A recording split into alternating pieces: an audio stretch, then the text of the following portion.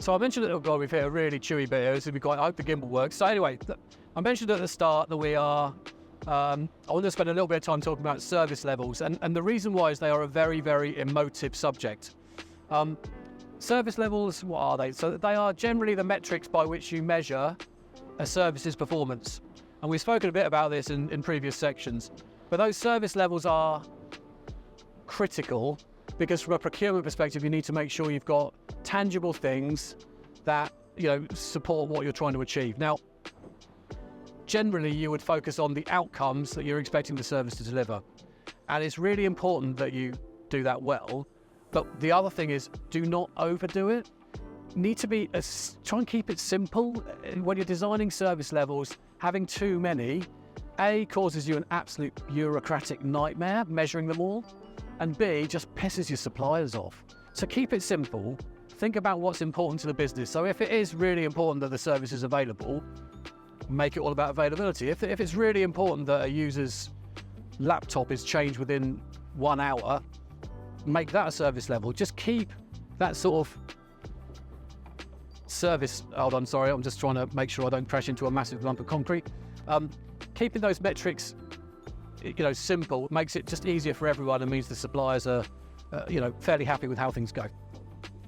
The other point is I think it's really key to make sure that the supplier feels like they're part of the journey. So I would recommend, if you are designing your own service levels and not part of a standard service, engage the supplier to agree how it's going to work. Now, they might not be in a position where they can provide a particular service level. So ensuring they've got the right tools and the right metrics in place to support that, is a really key part of that service level measurement, service level management process. And I think if you get that right, you'll have the basis of a reasonable relationship going forward. So all that's sort of important, making sure you've got alignments to the business objectives, making sure your service levels are key, don't have too many, making sure they're all measurable. And in that context, everyone uses the SMART objectives: specific, measurable, achievable, realistic and time-bound. I always forget what the R is. Relevant, sorry. If you apply those basic sensible metrics, common sense metrics to your SLA list, then you'll be laughing. Now there's different types of SLAs. Everyone focuses on their service level agreements, SLAs, because they're the ones that tend to go in the contract, and they're the ones that attract service credits. But there are other things you can put in a contract from a procurement perspective that are good practice. So this is things like KPIs, key performance indicators. Now they don't have to be, the difference between an SLA and a KPI typically is a KPI wouldn't attract credits, so you wouldn't get paid if it didn't get hit. But that KPI can still be a useful thing to measure performance of a particular facet at a particular site or with a particular user group. So just, again, understanding what your key performance indicators are at the service strategy level that we spoke about oh so long ago, and get into a position where you map those KPIs and SLAs into that service strategy is really important. And if you've got all those, I'm getting a bit close to that big lump of concrete, I should probably do something about that.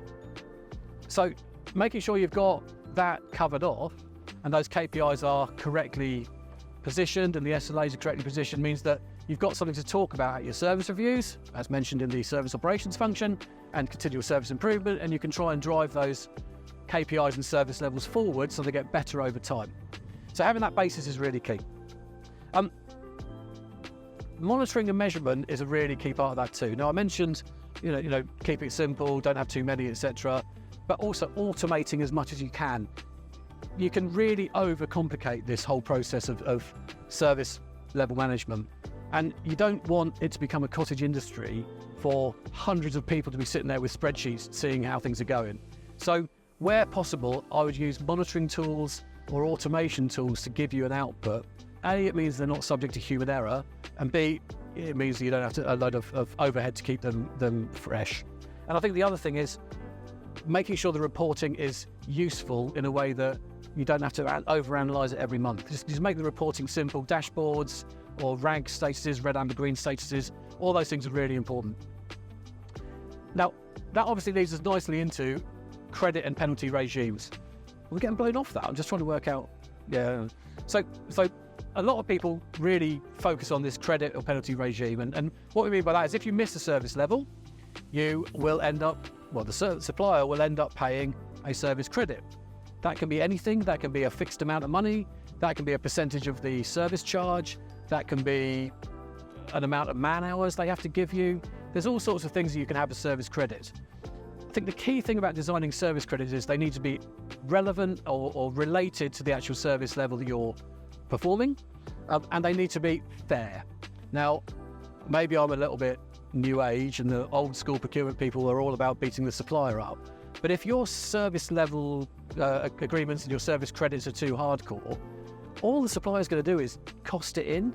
You know, they're commercial organisations generally, so they will put a risk or a contingency pot in their service charges and you're going to pay for it anyway.